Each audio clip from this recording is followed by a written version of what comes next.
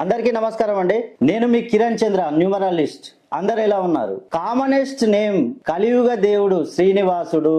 So ఆయన నమ్ముకొని చాలా మంది శ్రీనివాస్ శ్రీనివాస్ శ్రీనివాస్, ఈ శ్రీనివాస్ అనే పేరుని చాలా మంది సీను షీను సీనయ్య, ఒక వంటని మనం చెడగొడితేనే తినలేము. అలాంటిది మన అఖిలాండ కోటి బ్రహ్మాండ నాయక శ్రీనివాసుని పేరును పెట్టుకొని మనం ముద్దుగా అలా పిలుచుకుంటే ఆ పేరు పాడైపోయే అవకాశం ఉంది.